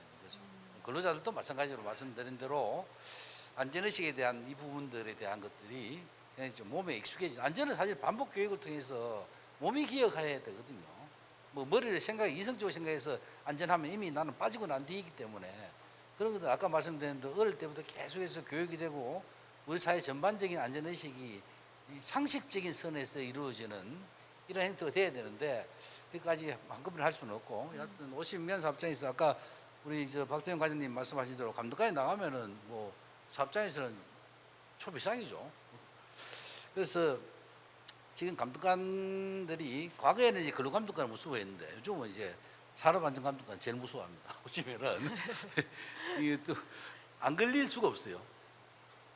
안전장치를 잘 해놔도 근로자가 작업 중에 좀 비효율적이라 또는 습관에 잘 익숙하지 않으니까 안전장치를 제거하고 하는 경우도 있고 뭐 기본적으로 영세사업장은 안전관리 시스템을 잘 못 갖추기도 하고 뭐 이런 문제가 있어서 적발해서 처벌보다는 영세사업장들은 좀 구별해야 돼. 그 대기업 같은 데는 당연히 관리 감시를 엄격하게 해야 됩니다. 엄격하게 해야 되고 조그만 약간의 문제가 생기더라도 굉장히 완벽하게 수행을 요구를 해야 되죠. 여력이 있으니까. 근데 영세사업장들은 그런 것보다는 몰라서 못하기도 하고 뭐 여력이 없어 못하기도 하고 의식이 못 따라가기도 하고 여러 가지 문제가 있잖아요. 그래서 적발보다는 그런 것들이 발견됐을 때는 이러한 시스템을 구축을 해야 된다는 것과 구축 시스템에 대해서 사실 뭐 안전보건공단에서 저리로 뭐 인자도 해주고 합니다만은 그보다는 좀 직접적인 어떤 계획에 따라서 가장 시급한 안전관리 시스템 이런 것들은 좀 직접 지원을 할 수 있는 뭐 이런 것들도 좀 광고를 해보는 게 좋지 않을까 뭐 이렇게 생각합니다. 네, 좀 아직 좀 50인 미만이 너무 준비가 안 돼 있어가지고 아직 할 일이 너무 많을 것 같은데 박영식 센터장님 소규모 사업장 안전보건 컨설팅 지원에 대한 말씀 계획, 소통 계획 말씀해 주십시오. 네. 예, 특히 이 안전보건의 사각지대라고 우리가 흔히 이야기하는 이 50인 미만 소규모 사업장을 어떻게 관리할 건지 그 부분에 대해서 저희들이 계속 고민을 하고 있는데요. 특히 이제 좀 전에 소통 이런 부분들도 많이 말씀을 하셨는데 소규모 사업장에는 앞에서도 말씀을 많이 하셨지만 첫 번째 인력이 없습니다. 그리고 그 사업을 운영하시는 사장님들 의식이 제일 중요하기 때문에 산재 예방 요율제 교육하는 이런 제도를 만들었습니다. 그래서 사장님이 오셔가지고 4시간 동안 교육을 받으시면서 안전보건 관리 계획서를 작성하시면은 네. 산재 보험료의 10%를 감면해 주는 제도 그런 제도들을 운영하고 있어서 지금 저희들이 대구 본부 같은 경우에는 매주 수요일 날 계속 지금 교육을 할 때 한 번에 한 40분씩 50분씩 이렇게 지금 참여를 하고 계셔서 그런 과정을 통해서 소통을 하고 있고요. 그다음 두 번째는 이제 저희들 공단이나 노동부나 인력의 한계가 있기 때문에 모든 사업장들을 커버를 할 수가 없지 않습니까? 그래서 위험성 평가하는 자율적으로 사업장에서 위험성을 평가하고 관리할 수 있는 이런 제도들을 만들어 가지고 운영을 하고 있습니다. 그래서 그것도 좀 또 어려운 것 같아요. 위험성 평가. 조금 어렵고 그런 부분들도 있는데 그 어려운 부분들은 저희 공단에 컨설팅을 요청한다든지 지원 요청을 하면은 가서 지원을 해주는 걸로 그렇게 하고 있습니다. 그래서 위험성 평가 우수 사업장으로 또 인정을 받으면은 이번에는 또 산재보험료를 20%를 할인해 줍니다. 그런 제도들을 당근과 채찍을 이렇게 겸해 가지고 하는 그런 내용들로 통해서 어떻게 하든지 사업주들에게 50인 미만 사업주들에게 다가가려고 지금 열심히 노력하고 있습니다. 네, 양선 선생님 말씀이. 소규모 사업장에 대해서 제가 정말 생각을 많이 하거든요. 어떻게 하면 될까? 근데 이사님, 그 경총 이사님께서 말씀하셨듯이 소규모 사업장에서 부족한 것은 재정뿐만이 아니고 인력과 지식과 모든 게 다 부족합니다. 근데 이거를 우리가 지금까지는 이 사업장 관리를 노동부가 해야 된다, 안전보건공단이 해야 된다 이런 편견 아닌 편견을 틀을 저는 좀 깼으면 좋겠다. 왜냐하면 이제 제가 요즘 이렇게 이제 노동과 관련된 일을 자꾸 생각을 하다 보니까 왜 우리에게 보건복지부는 없나? 왜 노동부만 자꾸 우리를 감독하고 관리하느냐? 우리도 보건복지부에게 권리가 있지 않느냐? 선생님들 노동복지 이런 말 많이 익숙하시나요?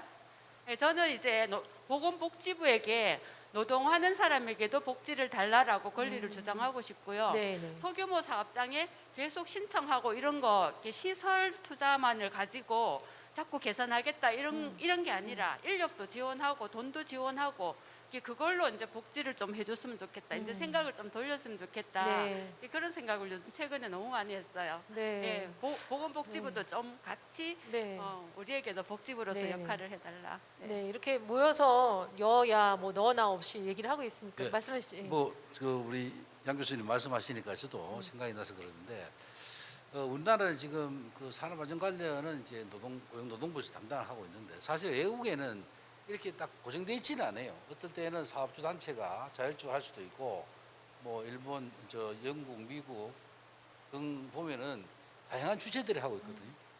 기업이 하면서 정부가 뒤에서 보조를 하면서 사업주 단체가 자율적으로 하는 경우도 있고 산재보험을 통해서 자율적으로 산재보험 조합을 통해서 뭐 공제를 운영하는 경우도 있고 이렇게 네. 좀 다양하게 또 민간 좀 자율적으로 넘어오는 구조 그리고 지금 이 전체 안전관리 시스템이 지금 산업안전보건법이나 중대재해처벌법으로 지금 처벌을 굉장히 상장해서 그리고 처벌이 들어서 사전적으로 예방 활동을 하라라고 하지만은 사실 저는 사후적 처벌에 불과하기 때문에 그보다는 이제는 안전관리 예방 시스템을 구축하고 관리하는 쪽에 네. 방점을 두고 가야 된다. 네. 그런 생각을 좀 가지고 있습니다. 네, 좋은 말씀 해주셨습니다. 다 같이 공동 관리를 해야 되고 부처 간에 서로 협의체도 이루어져야 된다고 생각을 합니다. 여러분 잘 보고 계시죠? 유익한 시간 되고 계시죠? 네. 그러면 우리 음악 한 곡 듣고 가겠습니다. 이번에는 괴물이라는 영화. 이 영화는 재난 영화의 범주에 제가 넣었는데 그 괴물이 나오는 영화여가지고 괴물한테 재난을 당하는 영화인데 그 영화의 주제가라고 볼 수 있는데요. 한강찬가 들으시겠습니다.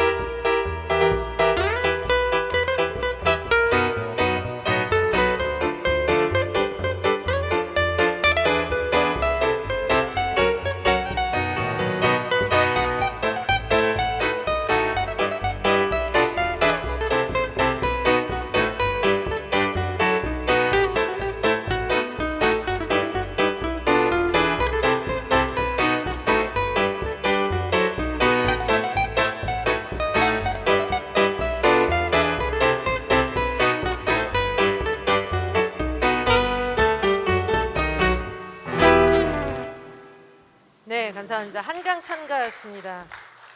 양성희 선생님 퀴즈 하나 내주셔요. 퀴즈 내주실 시간입니다. 퀴즈 내겠습니다. 네. 다음 중 재난 영화 속 사건 사고와 그 원인에 대해서 잘 연결된 것은 이 아니고 잘못된 잘 연결되지 자료입니다. 않은 것 틀린 것입니다. 자, 여러분. 틀린 것입니다. 1번은 괴물이라는 영화는 독성 물질 벤젠의 한강 무단 방류 사건과 관련이 있다. 2번 엑시트라는 영화는 상세 불명의 독가스 테러 영화이다. 3번 타워는 상승 기류 경고 무시로 초고층 건물 헬기 충돌 화재 발생 사건이다. 4번 컨테이저는 돼지가 숙주가 되어 바이러스가 전이되는 영화이다. 답은 몇 번일까요? 네, 말씀. 손 드시면. 네. 답 3번입니다. 오, 바로 맞추셨네요. 아닌데요, 선생님? 아니에요? 네. 여기 3번이라고 되어 있는데. 아, 그런 뜻이 아니었군요. 선생님. 죄송해요. 근데 제가 답을 모르네요. 문제는. 저하고 이제 안 맞았어요. 죄송합니다. 신호가. 네. 두 번째 여기 예. 선생님 여기 앞에. 예, 4번입니다. 아닙니다. 다시 한번 지금 점점 확률이 높아지고 있죠. 두 분이 틀리셔서. 네, 이쪽에 가시죠. 아, 드디어 네, 나오세요. 네, 말씀해 주시고 답 1번. 1번 정답입니다. 1번. 1번이 지금 뭐였죠, 선생님? 벤젠이 아니고 페놀이어야 되는 것이 영화인가? 벤젠이 봐요. 아니고 페놀. 포름알데하이드가 정답입니다. 아, 그래요? 네. 그 어쨌든, 어쨌든 오십시오. 네, 나오십시오. 영화 괴물에서는 그 시체 부식을 방지하는 네 방부제를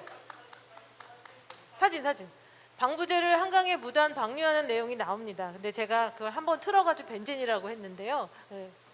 네. 그러면 이제 세 번째 키워드는 발화와 불통이라는 키워드로 노출과 오염, 노출과 중독에 대한 얘기를 짧게 해야 될 것 같습니다. 시간이 지금 좀 부족해서요. 네, 이 영화는 실화적인 사건 배경이 있는데 그 낙동강 페놀 오염 사건 1991년에 있었던 그 사건이 영화의 배경이 되고 있습니다. 물론 이 영화는 뭐 환경 운동이나 이런 것에 관련된 영화는 아니고 성장 영화인데요. 낙동강 페놀 오염 사건. 네.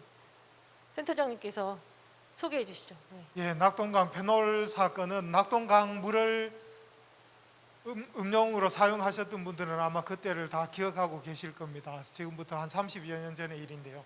저도 퇴근을 해가지고 물을 마시는데 물에서 갑자기 이상한 냄새가 나더라고요. 그 이튿날 아침을 했는데 그 식사에도 이상한 맛이 나고 이상한 네, 냄새가 네. 나는 그런 경험을 했던 게 네, 바로 구미 두산전자에서 방류된 페놀 때문에 그런 문제가 네. 생겼다는 것을 이제 뒤늦게 알게 되었죠. 그래서 이 페놀 같은 경우에는 신체 피부에 닿기만 해도 치명적인 영향을 미치는 유독성 물질로 알려져 있고 또 네. 발암성 물질로 이렇게 알려져 있습니다.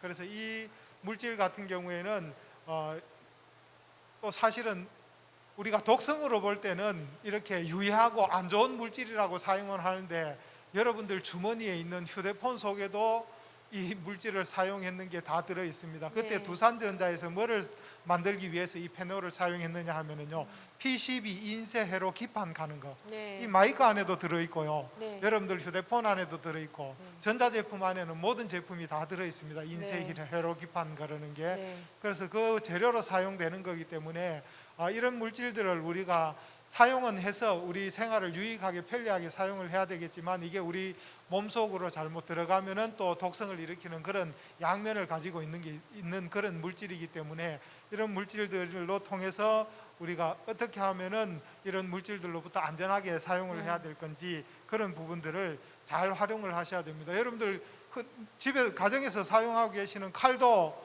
음식을 만들 때는 아주 유용하게 사용되지만 그 칼을 가지고 싸움을 한다든지 사람을 찌른다든지 하면은 완전히 반대가 되지 않습니까? 그래서 이 화학 물질도 우리가 무조건 이런 결과가 나왔기 때문에 나쁘다라고 인정을 하지만 지금 여러분들 주머니 속에 다 갖고 다니고 있다 하는 네. 그런 생각들을 하셔가지고 네. 이런 유해 물질도 어떻게 하면 우리가 안전하게 관리할 수 있을 건지 네. 그런 부분들을 좀 더 노력해야 되지 않느냐 이런 생각들을 하고 있습니다. 그래서 그런 물질들을 우리가 모든 화학 물질들은 기본적으로 석유화학 제품이든지 천연 제품 외에는 모든 화학 물질들은 기본적으로 다 위험하다 하는 그런 인식들을 가지고 생활하시는 게 좋을 것 같습니다. 그래서 네.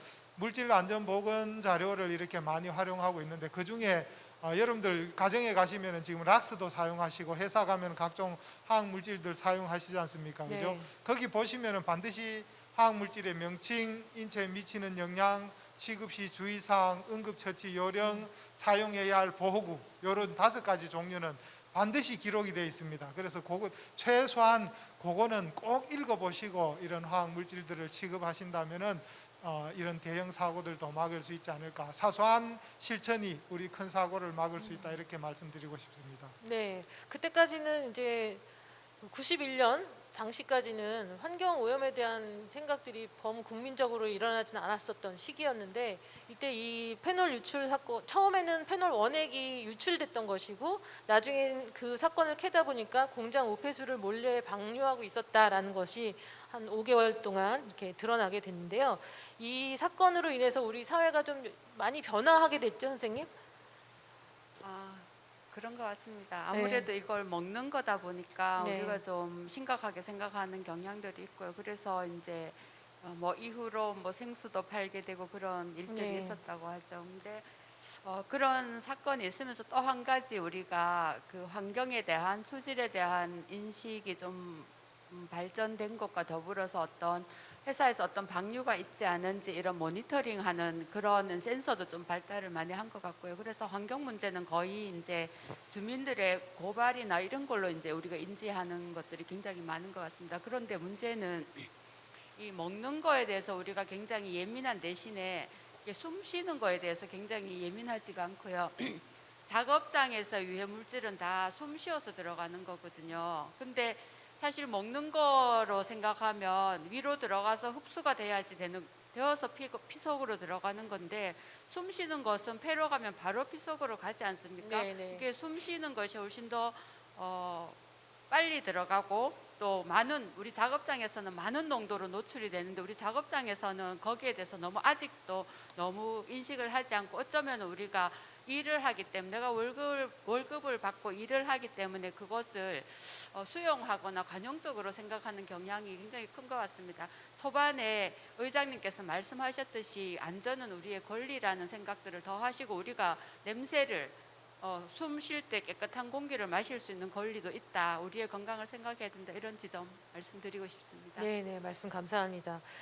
지금 이제 산업이 환경에 미친 영향 그리고 우리가 실제로 먹는 것도 중요하지만 숨 쉬는 그 공기, 그 숨 쉴 수 있는 건강함에 대한 그 요구도 필요하다라는 말씀을 해주셨는데 이 사건으로 이때 91년 사건으로 두산 오비맥주 불매 운동 일어나고 두산이 아예 식음료에서 손을 떼게 된 계기가 됐잖아요. 그래서 환경 운동사 측면에서도 이 사건은 굉장히 크다라고 얘기를 하고 있는데 그 부분 좀 정리해 주시죠, 실장님. 예, 환경운동사 측면에서 보면요, 피해자 중심의 그 공해 추방 운동에서 대중이 참여하는 환경운동으로 전환되는 계기가 됐다라고 볼 수 있고요. 네. 이걸 계기로 해서 그 실제로 그 샘물, 먹는 샘물이 시판되는 그런 계기가 됐었다고 생각을 하고 있습니다. 네, 굉장히 간단하게 정리해 주셔서 감사합니다. 지금 시간이 없다고 말씀드리니까 막 당겨주시는데요.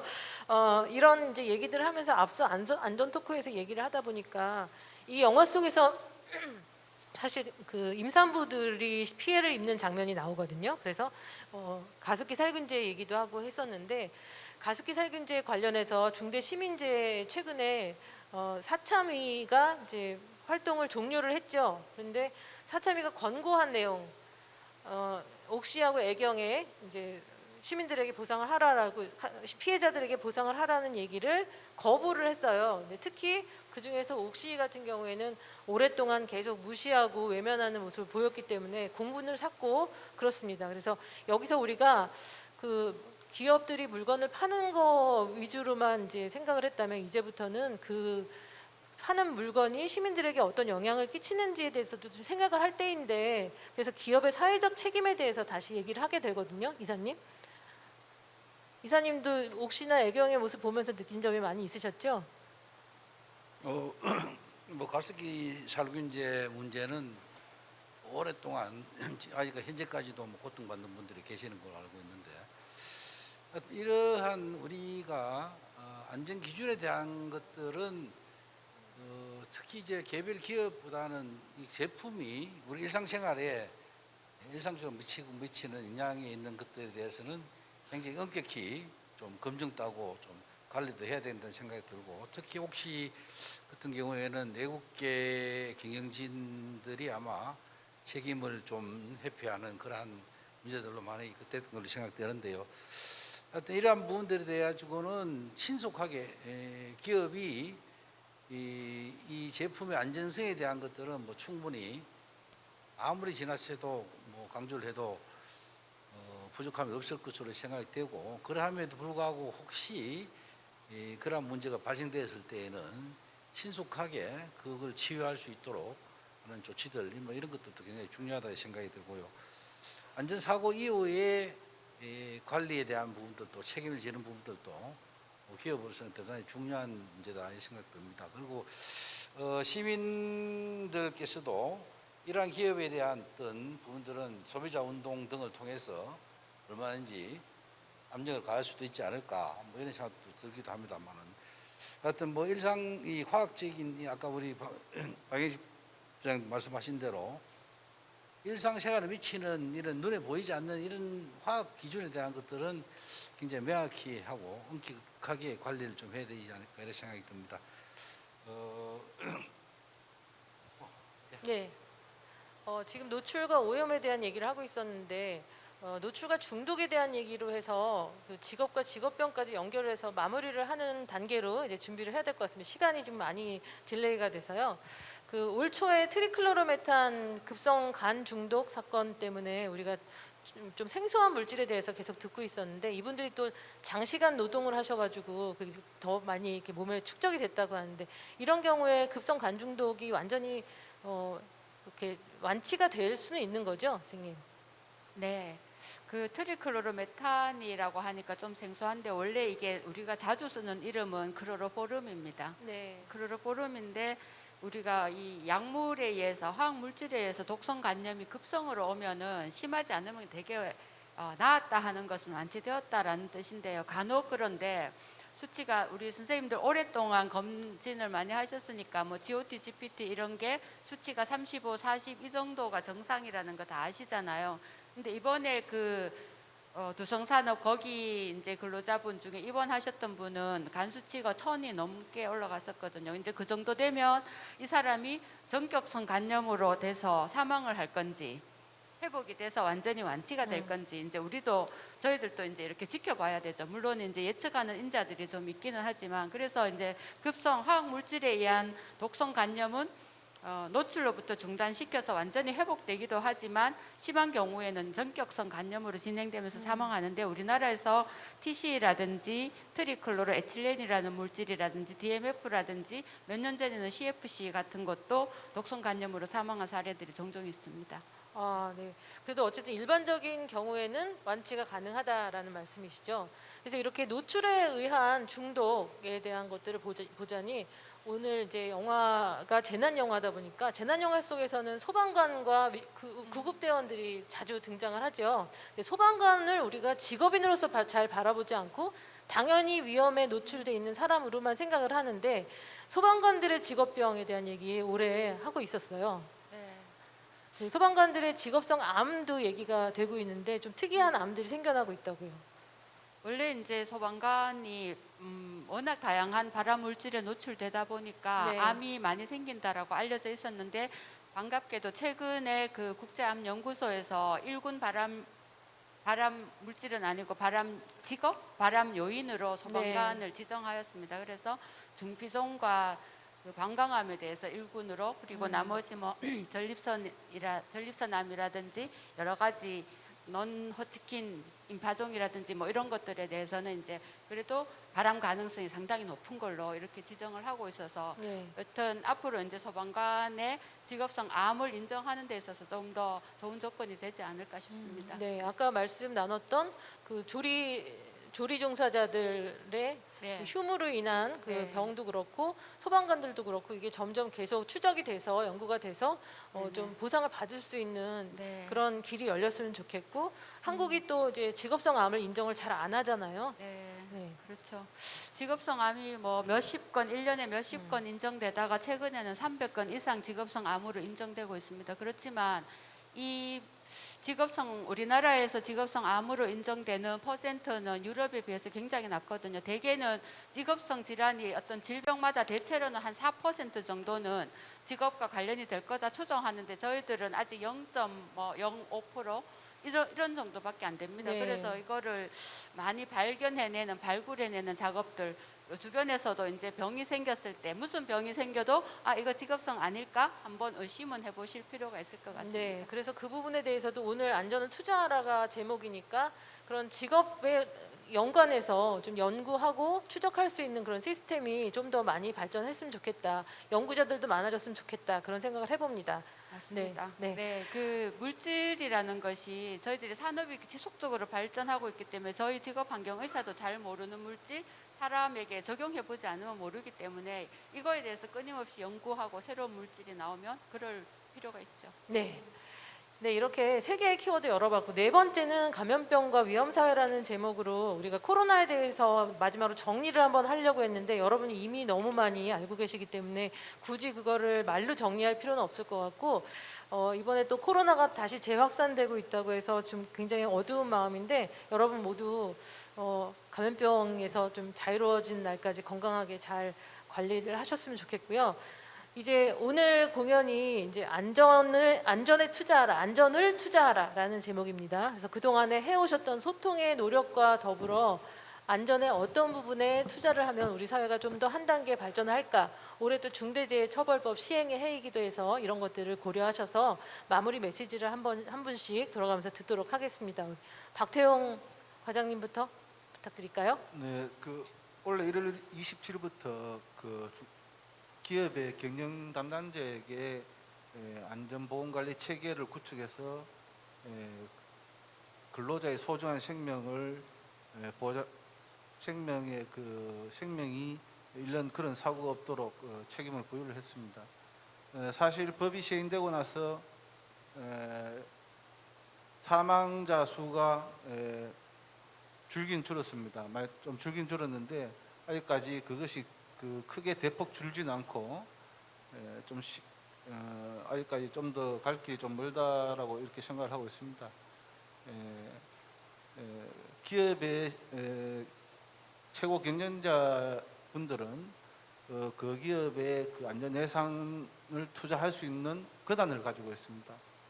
그러한 그 권한을 근로자에 대한 안전에 대한 근로자 희생이 아닌 근로자의 생명을 보호하는 그런 쪽에 많은 투자가 필요하다고 그렇게 생각됩니다. 네, 감사합니다. 양상희 선생님. 네. 중처법이나 산안법, 산업안전보건법이 제대로 작동되려면 저는 생각하기에 경영자께서의 전 직원에게 굉장히 나는 우리 직원들의 생명을 가장 소중하게 생각한다. 그래서 우리의 모토는 안전보건이다 라는 것을 천명해 주시는 게 정말 필요하다고 생각하고요. 제가 많은 사업장에 가봤지만 항상 그 안전보건을 핵심 경영 요소로 삼겠다 하는 참 많은 사업장의 안전보건 모토가 액자 속에 있었습니다. 그거를 말로서 직접 소통하고 그것을 실천하였으면 좋겠고요. 두 번째로는 안전보건관리비라는 것이 이렇게 특수건강진단비, 작업환경 측정비 이걸로 딱 정해진 게 아니라 정말 현장에서 필요할 때 개선할 수 있는 비용으로 쓸 수 있도록 그러니까 법적으로 딱 정해진 금액 외에 필요할 때 쓸 수 있는 안전보건관리비를 책정하는 게 굉장히 필요하다. 노조에서 그런 노력을 좀 해주시면 좋겠다 말씀드립니다. 네, 감사합니다. 이사님. 네. 네, 뭐 안전은 아무리 강조해도 지나침이었고 노와 사과가 사실 따로 있을 수가 없는 거죠. 네. 특히 이제 뭐 그에 반해서 지금 중대재해처벌법 관련해서 제가 잠시 이 경영적 입장을 말씀드리면은 사실 이 산업 활동을 하다 보면 이 산업재해는 불가피하게 일어날 수밖에 없습니다. 마치 자동차를 운행하다 보니 교통사고가 나듯이 이거 완전하게 없앨 수가 없습니다. 불가피하게 일어나는 것에 대한 책임을 너무 과도하게 경영 책임자에게 물리고 있고 예측 불가능하고 또 책임의 번위기가 명확하지 않고 이렇게 하다 보니까 경영주는 굉장히 예측 불가능한 상태에 있고 사전적으로 내가 면책을 받을 수 있는 행위를 구체적으로 확정하지를 못하는 이런 상태에 있습니다. 그다음에 기업이 굉장히 기업 최고 책임자로서 기업의 투자뿐만 아니라 경영하는 굉장히 불안감을 가지고 있는 거죠. 그래서 그런 부분을 명확히 하자는 거고, 두 번째는 지금 처벌 위주로 가서 계속 산업안전보건법도 사실은 작년 1월 달에 대폭 강화가 됐습니다. 시행도 되기 전에 중대재해법을 한 달도 안 되는 이 짧은 시간에 법 조문조차 지금 충돌되고 이런 정도로 아주 졸속적으로 이루어졌다 보니까 굉장히 범위가 불명확해요. 그래서 이런 부분에 대한 것은 반드시 좀 조정이 되고 명확화돼야 된다. 이런 차제에 처벌 위주의 산업안전관리는 시대에 뒤떨어진다. 안전관리를 강화하고 예방 시스템을 갖추고 하는 쪽으로 사전적 예방적인 안전보건 정책이 이루어져야 된다. 궁극적으로는 뭐 외국 사례를 보면 다 뭐 대부분 다 그렇게 가고 있어요. 그래서 그런 방식으로 좀 바꿔주는 게 맞겠다 이런 생각이 들고, 오늘 주제 중에서 이제 소통이라는 문제가 나왔는데요. 노사 상생 소통 굉장히 중요한 문제고, 산업안전은 정말 소통이 중요하다. 기업에서 아무리 시설 안전 투자 시설을 하더라도 근로자들이 현장에서 그 부분을 인지하지 않고 또 현장에서 지키지 않는다면은 결국 사고로 만들어지는 이런 문제들이 있기 때문에 기업의 안전의식 제고가 무엇보다 중요하고, 그에 대한 근로자들도 안전의식을 스스로 가지는 것들도 굉장히 중요하겠다. 그래서 그런 것들 시설 투자와 함께 관리를 강화하고 근로자는 거기에 호응해서 그 관리 시스템에 잘 적응을 하고 스스로가 안전을 지키는 이런 노사의 소통이 산업안전의 지름길이 아닐까 이렇게 생각합니다. 네, 감사합니다. 예, 감사합니다. 오늘 한 2시간 동안 이렇게 우리가 안전, 건강에 대해서 이렇게 여러 가지 이야기들을 많이 했습니다. 그래서 오늘은 저희들 패널들이 이렇게 중점적으로 말씀을 많이 드렸는데, 여기 계시는 분들도 오늘 아침에 다 안전 교육들을 다 시키고 나오셨으리라 생각합니다. 학교 가는 애들 보고 여러분들 뭐라 합니까? 뭐 조심해라? 차 조심해라. 차 조심해라. 길 조심해라. 학교에 가면은 학교 책상 위에 뛰어다니다가 다칠 수도 있고, 운동장에 뛰어다니다가 다칠 수도 있고, 여러 가지 위험 요인들이 있습니다. 그죠? 그 중에서도 뭐를 조심해라 그래서요? 차를 조심해라. 네가 오늘 생활하는 것 중에는 가장 위험한 게 차다. 이렇게 말씀을 하셨지 않습니까? 그죠? 그것처럼 애들에게만 그걸 강조하지 말고 여러분들도 현장에 일하실 때 내가 오늘 하는 작업에 가장 위험한 게 무엇인지 한 번씩만 생각해 보시는 그런 안전에 투자하는 시간들을 쭉 1분씩만 가지신다면은 여러분들 안전하고 건강한 삶을 살 수 있다 말씀을 드리겠습니다. 이상입니다. 네, 안전에 대해서 비용만 생각을 하는데 비용 외에 또 시간을 투자하는 것도 중요하다라는 말씀 좀 감사합니다. 네, 실장님. 네. 오늘 주제가 안전을 투자하라인데요. 그 노동조합은 조합원에 투자를 해야 됩니다. 왜냐하면 중처법에 보면 노동자 참여는 위험성 평가와 연결이 되어 있고요. 노동자 의견 청취는 산업안전보건위원회와 연결이 되어 있습니다. 그래서 우리 조합원, 명예산업안전감독관, 조직의 산업안전부장, 또 산업안전보건위원회의 노동자위원, 여기에 투자를 하셔가지고 이분들이 안전보건에 관련돼서 전문가가 돼야지만이 조합의 노동조합의 조합원들의 건강과 안전을 지킬 수가 있습니다. 이것만 명심해 주시기 바랍니다. 네, 감사합니다. 이렇게 2022년 안전보건 토크 콘서트 안전을 투자하라 대구 노사 평화의 전당에서 함께 했는데요. 여러분, 제가 우리 다 같이 한번 일어나셔서 패널 여러분들 마이크 잡으시고, 네, 한 손에 마이크 잡으시고 제가 산재 사망 0이 되는 날까지 안전을 투자하라라고 외치면 여러분이 안전을 투자하라, 안전을 투자하라 2번 외쳐주시는 겁니다. 하실 수 있겠죠? 네. 산재 사망 0이 되는 날까지 안전을 투자하라, 안전을 투자하라, 안전을 투자하라. 네, 감사합니다. 대구가 선도하는 노사 평화의 전당이 노동안전과 좋은 일자리를 중심으로 활발하게 움직이길 기원합니다. 이상으로 안전보건 토크 콘서트 마치겠습니다. 감사합니다. 수고하셨습니다.